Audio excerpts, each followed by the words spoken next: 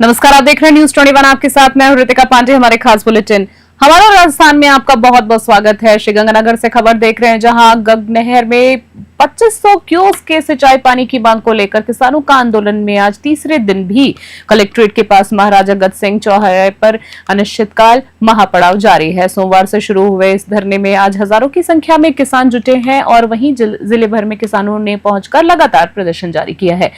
धरने का नेतृत्व कर रहे विधायक रूपिंदर सिंह कुनर और सांसद कुलदीप इंदौरा ने बताया है कि भाजपा सरकार किसान विरोधी सरकार है। वहीं गंगानगर के किसानों के हक को पानी लेकर रहेंगे। वहीं फसलों की बिजाई भी हो चुकी थी। 2500 क्यूसेक के सिंचाई पानी की मांग रखी, परंतु हमारी आवाज को नहीं सुना गया है। साथ ही न ही प्रशासन द्वारा हमसे कोई बातचीत हुई है। जब तक किसानों को उनका निर्धारित पानी नहीं मिलता है, तब तक आंदोलन जारी रहेगा।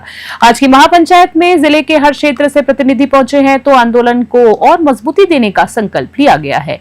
श्रीगंगानगर से कृष्ण आचार्य की रिपोर्ट।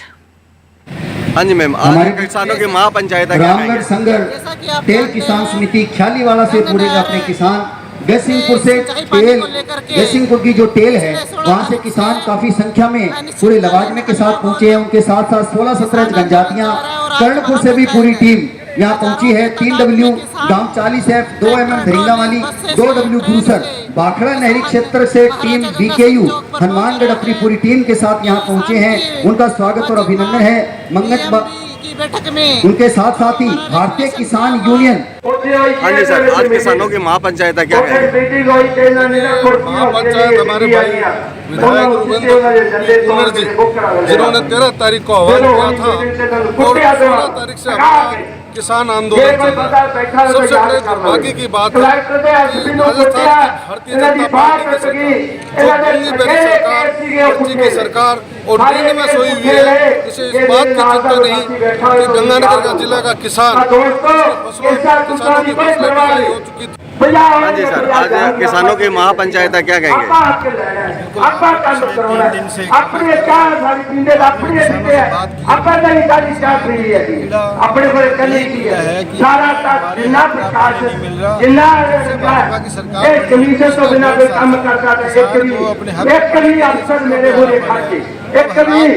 गंगानगर का कोई भी बात वर्षा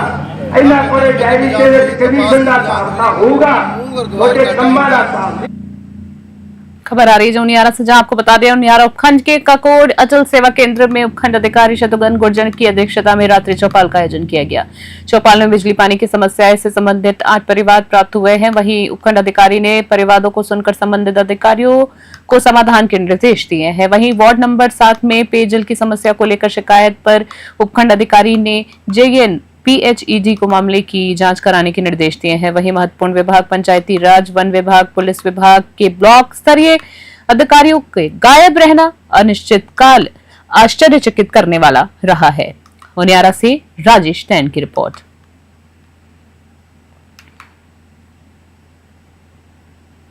खबर आ रही जयपुर ग्रामीण क्षेत्र से, जहां पे सांसद राव राजेंद्र सिंह और विधायक महेंद्र पाल मीणा ने आज जमवारमगढ़ के बूझ दराहक कन्नियालावाल में गांव और कृषि महाविद्यालय भवन का भूमि पूजन किया है। यह भवन खुलने से इलाके के युवाओं को कृषि विज्ञान में करियर बनाने का सुनहरा अवसर मिला है। वहीं अब तक ये महाविद्यालय राजकीय उच्च माध्यमिक विद्यालय वहीं जमवारमगढ़ के भवन में संचालित किया जा रहा था, लेकिन अब स्थायी भवन बनने से क्षेत्रीय छात्रों को अत्यधिक लाभ मिलेगा। वहीं भाजपा जयपुर देहाता उत्तर के जिला उपाध्यक्ष जगदीश नौनपुरा ने बताया है कि कार्यक्रम में भाजपा कार्यकर्ताओं में राजेंद्र शर्मा, दक्षिण मंडल अध्यक्ष महेंद्र महावर, मंडल महामंत्री रमेश भावपुरा, सतीश शर्मा, डॉक्टर राम नारायण मीणा और राकेश प्रधान समेत कई जनप्रतिनिधि उपस्थित रहे।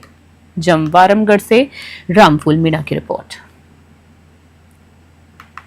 जदसत से खबर देख रहे हैं, जहां रासायनिक खेती की मिट्टी की उर्वरा शक्ति नष्ट हो रही है, वहीं जहर हमारी थाली तक भी पहुंच चुका है। इसी को ध्यान में रखते हुए केंद्रीय राज्य फॉर्म सरदारगढ़ में प्राकृतिक खेती को बढ़ावा देने के लिए प्रशिक्षण शिविर का आयोजन किया गया है। प्रशिक्षकों ने जीवामृत और घन जीवामृत बनाने की विधि बताई है, जिसमें गोबर, गौमूत्र, गुड़, बेसन और अन्य तत्वों से बनी ये खाद न सिर्फ मिट्टी की सेहत सुधारेगी बल्कि कम लागत में अधिक उत्पादन का भी रास्ता खोलेगी। Farm director R K. दादिश ने बताया है कि अब किसान बीजामृत विधि और कीट व्याधि नियंत्रण की प्राकृतिक तकनीकों से भी परिचित हो रहे हैं। वहीं जैविक खेती न सिर्फ लागत घटेगी बल्कि आपको बता दें स्वास्थ्य को भी सुधार मिलेगा। सरदारगढ़ और जैतसर फार्म को 50-50 हेक्टेयर में बीज दिया गया है, देने का लक्ष्य रखा गया है, जिसकी तैयारियां तेजी से चल रही हैं। यह प्रशिक्षण किसानों को आत्मनिर्भर और जैविक खेती की ओर उन्नत करने की दिशा में एक महत्वपूर्ण कदम माना जा रहा है। जैतसर से डी पारिक की रिपोर्ट।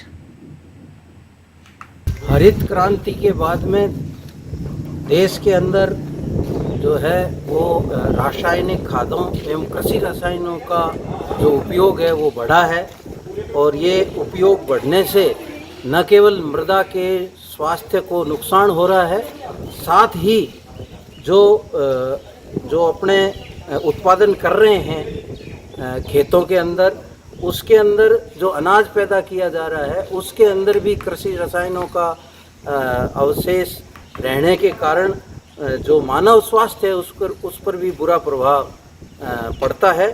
इसको देखते हुए केंद्रीय राज्य फार्म सरदारगढ़ के अंदर लगभग 50 हेक्टेयर क्षेत्र का लक्ष्य रखा गया है, जिसमें प्राकृतिक खेती से बीजों उत्पादन करने का प्लान तैयार किया गया है। और आज आप देख रहे हैं खबर देख रहे हैं जहां दौसा जिले के बसवा उपखंड क्षेत्र में धौली गुमटी ओवरब्रिज के नीचे बरसात के बाद जलभराव आम समस्या बन गया है। वहीं पैदल राहगीर, सब्जी विक्रेता और स्थानीय दुकानदारों को कीचड़ और पानी से गुजरना पड़ रहा है, जिससे जनजीवन पूरी तरीके से प्रभावित हो गया है। स्थानीय लोगों का आरोप है कि पिछले 5 वर्षों से ओवरब्रिज का निर्माण अधूरा पड़ा है, जिससे आवागमन बाधित हो रहा है। वहीं उन्होंने इसे ठेकेदारों की लापरवाही और राजनीति का नतीजा बताया है। ग्रामीणों का कहना है कि कई बार प्रशासन को अवगत कराने के बावजूद समाधान नहीं हुआ है। अब दुकानदारों और स्थानीय लोगों ने चेतावनी दे दी है कि यदि 2 दिन में जलभराव की जगह मोरम या मिट्टी नहीं डाली गई तो आंदोलन शुरू किया जाएगा। यह मामला सिर्फ अधूरे निर्माण का ही नहीं बल्कि जन सुविधा और प्रशासनिक उदासीनता का भी गंभीर उदाहरण बनता जा रहा है। बसवा से घुमान मीना की रिपोर्ट। नारायणपुर से खबर है जहां पे आपको बता दें बामनवास कांकड़ में पिछले कई महीनों से पानी की समस्या बनी हुई है, जिसको लेकर आज महिलाओं ने जलदाय विभाग के कार्यालय के बाहर जमकर विरोध प्रदर्शन कर लिया। ब्लॉक कोऑर्डिनेटर ओबीसी विभाग कांग्रेस के राकेश दायमा ने बताया है कि विभाग से पहले भी पानी की समस्या को दूर करने के लिए मांग की गई थी, लेकिन विभाग ने समस्या को लेकर कोई ठोस कदम नहीं उठाया है, जिससे परेशान होकर आज महिलाएं जलदाय विभाग के कार्यालय के बाहर विरोध प्रदर्शन करने के लिए मजबूर हैं। लेकिन कोई सुनवाई नहीं हो रही है। जिम्मेदार अधिकारी कोई संतुष्ट जवाब नहीं दे रहे हैं। विभाग के एएन विजय मीरवाल और कनिष्ठ अभियंता सुशीला सैनी ने बताया है कि मामनवास कांकड़ में जनता जल योजना एक ट्यूबवेल चालू है। बजट घोषणा में एक ट्यूबवेल का अभी टेंडर जारी नहीं हुआ है। नारायणपुर से भारत शर्मा की रिपोर्ट। हाँ जी, कैसे आए हो आज यहाँ पे? बामनवास काकड़ ग्राम पंचायत जो नारायणपुर हेडक्वार्टर जलदाय विभाग के ऑफिस से सिर्फ 5 किलोमीटर दूर है। जलदाय विभाग के अधिकारियों को हमने कई बार फ़ोन कर दिया, कई बार अवगत करा दिया। आज भी सुबह बात करी कि आपको वहाँ आना चाहिए मौके पे। ये महिलाएं परेशान हैं, गर्मी का टाइम है, और उन्होंने कहा कि आप कुछ नहीं, वहाँ पानी की समस्या सही है। तो ये महिलाएं यहाँ आई हैं। हम मांग करते हैं कि वहाँ पानी टंकी बोरिंग सैंक्शन है, उस बोरिंग को चालू किया जाए। और जो नल दबे हुए हैं, सरकार का जो पैसा लग गया, अब ये कहे ठेकेदार और फर्म हमारी गलती है क्या? इन आम जनता की गलती है क्या? भाई आप फर्म की जिम्मेदारी आप क्या कर रहे हैं? अधिकारी बैठे बैठे उसको नोटिस दें या दूसरी फर्म से कार्रवाई कराएं, किसी से भी कार्रवाई कराएं।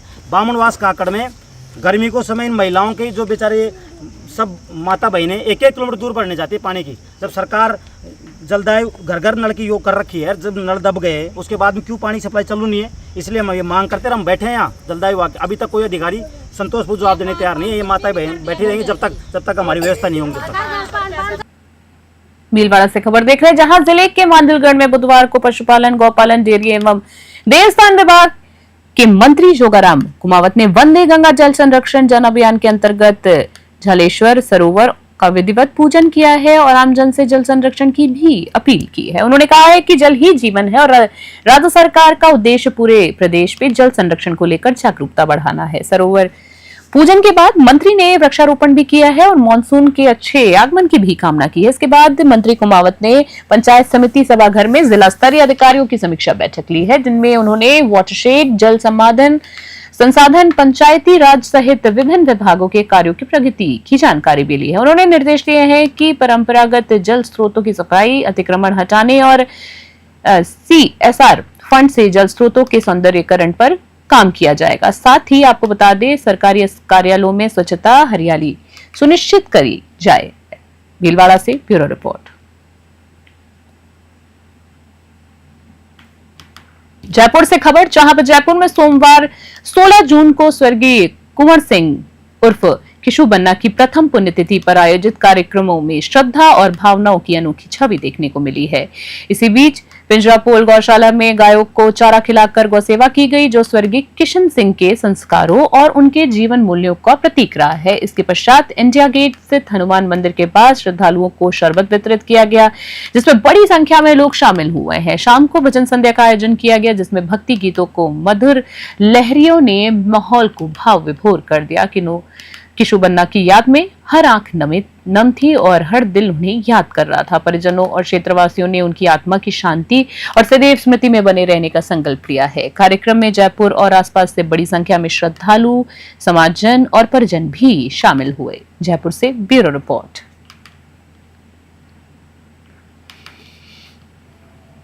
विजयनगर से खबर देख रहे हैं बुलेटिन में अगली। आपको बता दें, राजकीय उप जिला चिकित्सालय विजयनगर में सोनोग्राफी मशीन पर विधिवत शुभारंभ क्षेत्रीय विधायक वीरेंद्र सिंह कनावत के कमलों द्वारा किया गया है। आपको बता दें, कर कमलों द्वारा शुभारंभ के बाद इस अवसर पर मंडल अध्यक्ष अमित मोदी, नगर पालिका अध्यक्ष अनीता मेवाड़, साथ ही कोषाध्यक्ष Ashish Chand, CMHO doctor Sanjay Gehlot, PMO doctor Arvind Uday Singh, अनेक जनप्रतिनिधि और चिकित्सा कर्मी उपस्थित रहे। इस नई सोनोग्राफी मशीन के शुरू होने से अब क्षेत्रवासियों को बेहतर स्वास्थ्य सेवाएं मिल सकेंगी और उन्हें बाहर के अस्पतालों पर निर्भर नहीं रहना पड़ेगा। विधायक कनावत ने बताया है कि सरकार की प्राथमिकता आमजन को सुलभ और सस्ती सेवाएं और स्वास्थ्य को सुधारना और यही उपलब्ध कराना है। ये कदम उन्हीं की दिशा में एक महत्वपूर्ण प्रयास है। विजयनगर से गौरव व्यास की रिपोर्ट। आज विजयनगर उप चिकित्सालय में बहुत लंबे समय से विजयनगर के आसपास लोगों की एक मांग थी कि सोनोग्राफी की सुविधा मिले। आज राजस्थान सरकार ने, माननीय मुख्यमंत्री जी ने, माननीय चिकित्सा मंत्री जी ने यहाँ चिकित्सालय में सोनोग्राफी का आज जो शुभारंभ हुआ है, इससे आसपास के गांवों के लोगों को इसकी पूरी सुविधा मिलेगी।